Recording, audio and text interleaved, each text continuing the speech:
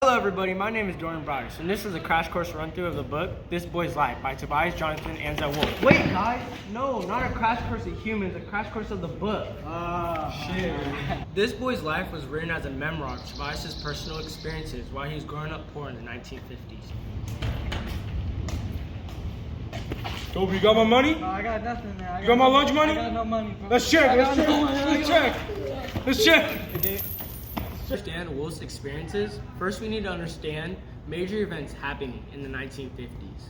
Coming off the tail end of World War II, America's culture was all about growth. The economy was growing and the population was also popping. Literally, popping. Blue 42. First. Ready? Hike. 2. Go. 3. All right, let's do it. I don't know which one this is. 64. You're good to go. With families growing, the ideal picture-perfect American family became the new American dream. Meaning, families started moving into suburbs, having multiple kids, and gender roles played a bigger part than ever in every American household.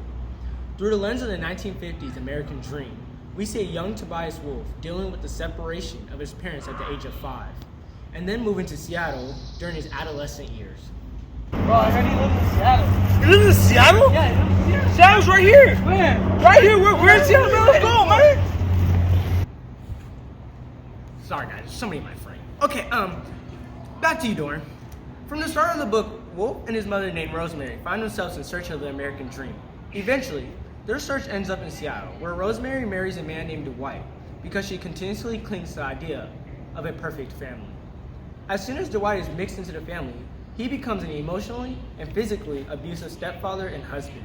This big man in the house entitlement from Dwight was a direct result from the belief in gender roles during that time. I'm the man of this house. I do everything for this house and the family. Excuse me, sir, we're trying to film. Oh, I'm sorry. Alright, thank you. A lot of Tobias Wolf's problems within the book stem from the American dream. Throughout the book, each character we read about tends to be pursuing this American dream, but unable to achieve it.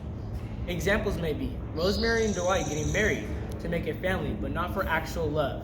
Or in other sense, Toby accepting abuse from his stepfather to keep his family together. I'm really about to...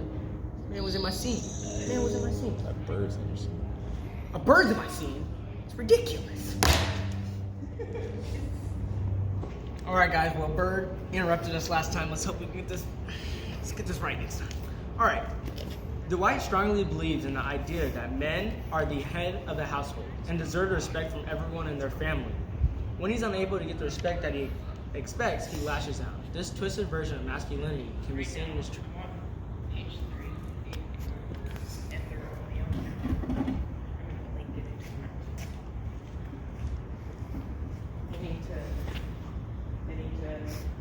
Okay.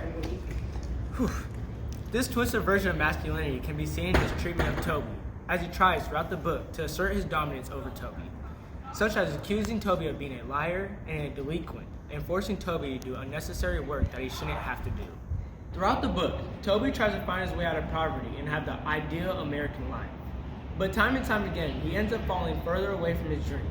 His attempts to reinvent himself consistently fails as he sabotages himself instead. Society has convinced Toby that he can't have the life that he wants because he's either too poor or not smart enough. Toby's mind is a perfect example of how hurtful the ideas at the time were for people. These examples are in the book because Tobias Wolf wants to show that during the 1950s, the American dream was just an illusion. The perfect family, the white picket fences, and the beautiful suburb living is viewed as a great life, but instead turns out to be just a fantasy.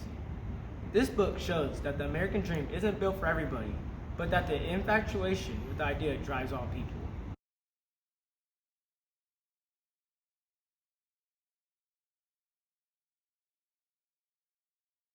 Yeah. Word 2. Americans' culture was all about Cole, a stepfather, to keep his family together. Got a little bit of flame noise. Idea of a perfect family. As soon as Dwight is mixed... Hey!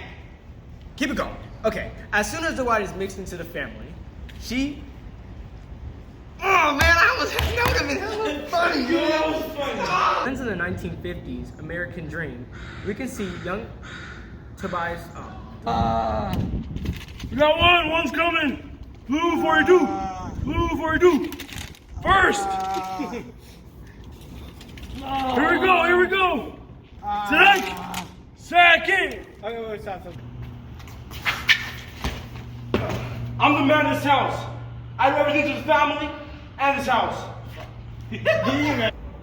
Well, this is it's not what it looks like, but and the beautiful suburban living is just as for everybody. But oh god, it's that word. It's that word. Consistently fails as he savages talk.